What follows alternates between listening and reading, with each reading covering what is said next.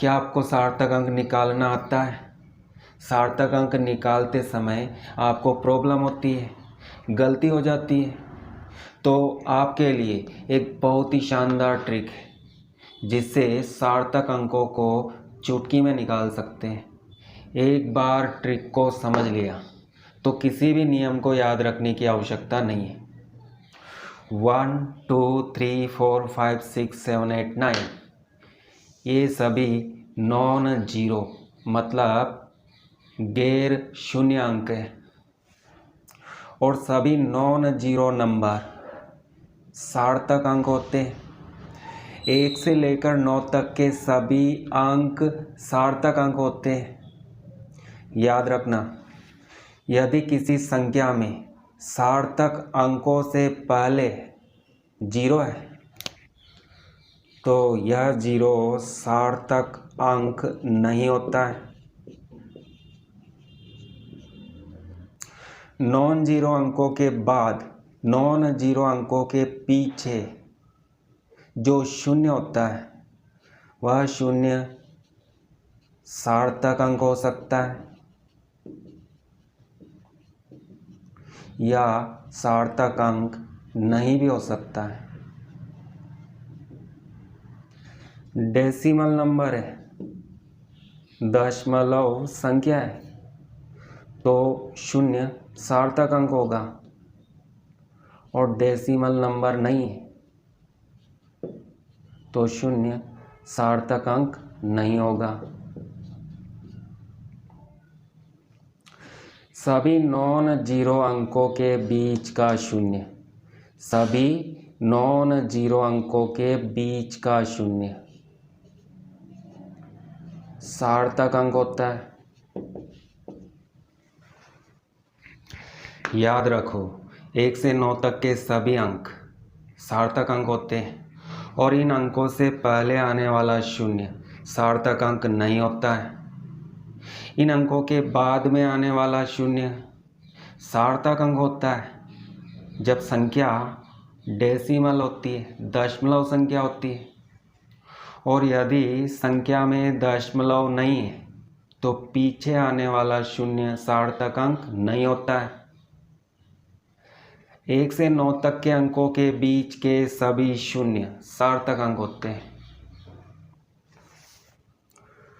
वस्तुओं की गिनती, वस्तुओं की गिनती में सार्थक अंकों की संख्या अनंत मानी जाती है।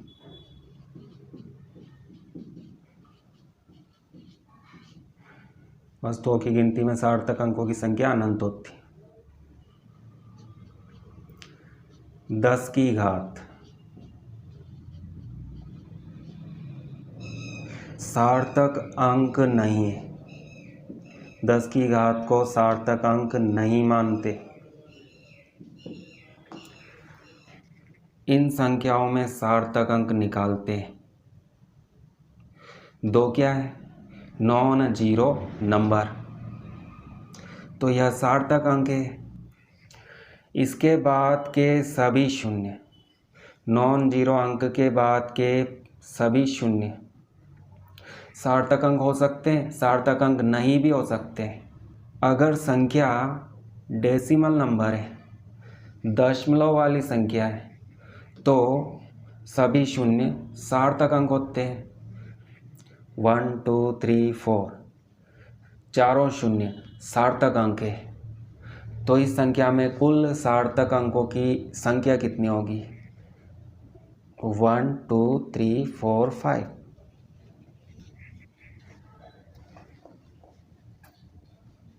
इसमें कितने सार्थक अंक होंगे? 1 2 और 1 नॉन जीरो अंक है, तो 1 2 3 तीन सार्थक अंक है। नॉन जीरो अंकों से पहले आने वाला शून्य सार्थक अंक नहीं होता है। 1 2 1 इनसे पहले आने वाले शून्य सार्थक अंक नहीं होते, तो ये दोनों शून्य सार्थक अंक नहीं है, तो इसे हम छिपा देते हैं। नॉन जीरो अंकों के बाद का शून्य सार्थक अंक हो सकता है, सार्थक अंक नहीं भी हो सकता है। संख्या डेसिमल नंबर है तो यह शून्य सार्थक अंक होगा। और यह संख्या डेसिमल नंबर है, तो इसका मतलब है नॉन जीरो अंकों के बाद का यह शून्य सार्थक अंक होगा। तो इस संख्या में सार्थक अंकों की कुल संख्या कितनी होगी?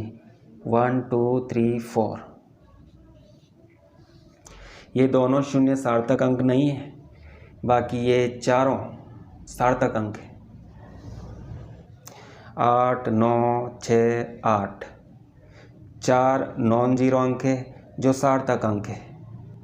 और नॉन जीरो अंकों के बाद का शून्य सार्थक अंक होता है जब संख्या डेसिमल नंबर होती है। तो यह संख्या डेसिमल नंबर है, तो इन अंकों के बाद का शून्य सार्थक अंक होगा। तो इसमें कुल सार्थक अंकों की संख्या कितनी होगी?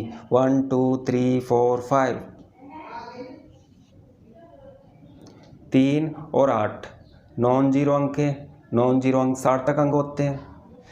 इस नॉन जीरो अंक के बाद शून्य आते हैं, 3 शून्य आते हैं, और बाद में आने वाले शून्य सार्थक अंक होते हैं जब संख्या डेसिमल नंबर होती है। तो यह संख्या डेसिमल नंबर है, तो ये तीनों शून्य सार्थक अंक होंगे। तो कुल सार्थक अंकों की संख्या 1 2 3 4 5। इसमें कितने सार्थक अंक हैं? इसमें केवल 3 सार्थक अंक हैं। नॉन जीरो अंकों से पहले आने वाला शून्य, इन तीनों नॉन जीरो अंकों से पहले ये 3 शून्य आते हैं, ये सार्थक अंक नहीं होते हैं। इसमें सार्थक अंकों की संख्या 1 होती है।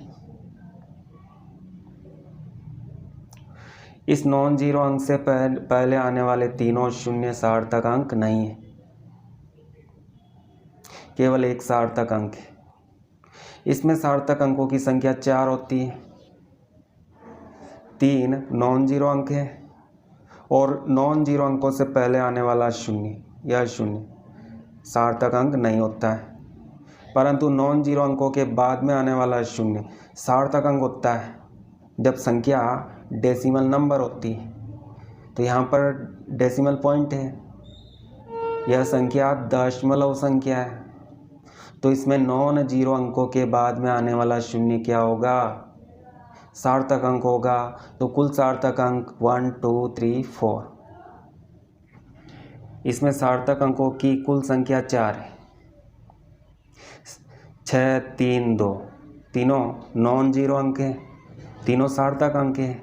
नॉन जीरो अंकों के बाद का शून्य सार्थक अंक होता है यदि संख्या में डेसिमल पॉइंट होता है। तो कुल सार्थक अंकों की संख्या 4 है।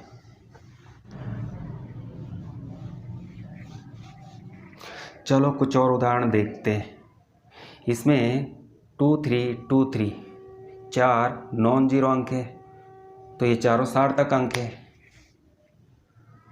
और इन दोनों नॉन जीरो अंकों के बाद आने वाला शून्य सार्थक अंक होता है क्योंकि यहाँ पर डेसिमल पॉइंट है।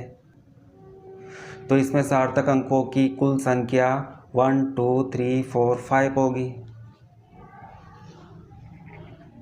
इसमें एक सार्थक अंक है, एक नॉन जीरो अंक है, और नॉन जीरो अंकों से पहले आने वाले शून्य सार्थक अंक नहीं होते। तो ये चारों शून्य सार्थक अंक नहीं है, केवल सार्थक अंकों की संख्या 1 है। इसमें सार्थक अंकों की संख्या 2 है। किसी भी संख्या में 10 की घात लिखा हुआ है तो उसको सार्थक अंकों में नहीं गिनना। उसके आगे लिखे हुए नंबर को देखो, इसमें 2 सार्थक अंक है। इसमें सार्थक अंकों की संख्या 3 है, 2 नॉन जीरो अंक है, और नॉन जीरो अंकों के बीच का शून्य, नॉन जीरो अंकों के बीच का शून्य सार्थक अंक होता है। तो इसमें सार्थक अंकों की कुल संख्या 3 है।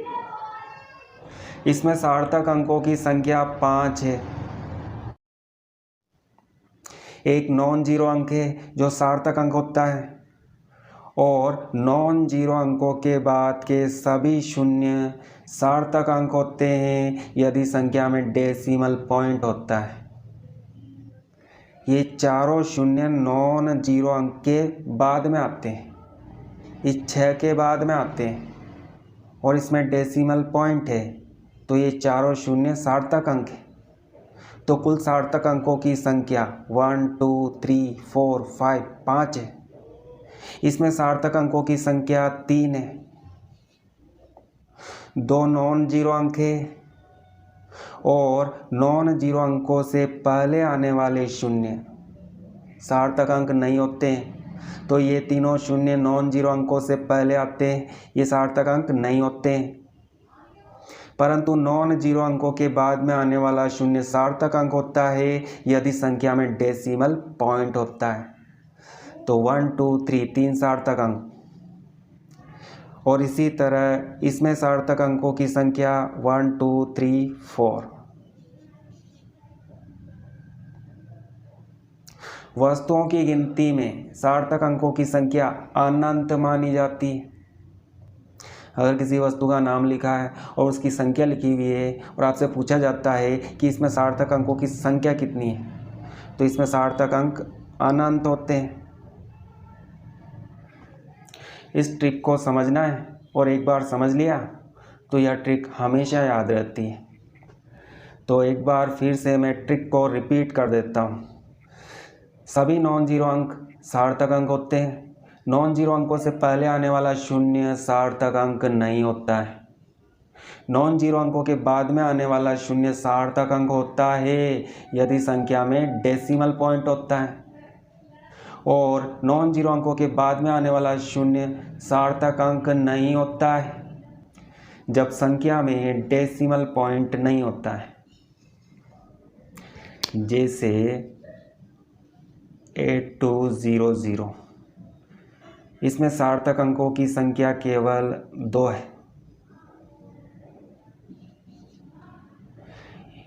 ये शून्य नॉन जीरो अंकों के बाद में आते हैं, इनको सार्थक अंक नहीं माना जाता है क्योंकि संख्या में कोई डेसिमल पॉइंट नहीं है। तो ये दोनों शून्य सार्थक अंक नहीं है, केवल 2 सार्थक अंक है। और नॉन जीरो अंकों के बीच में आने वाला शून्य सार्थक अंक होता है। वस्तुओं की गिनती में सार्थक अंक अनंत माने जाते हैं और 10 की घात को सार्थक अंक नहीं माना जाता। दोस्तों, लाइक और शेयर करना मत भूलना।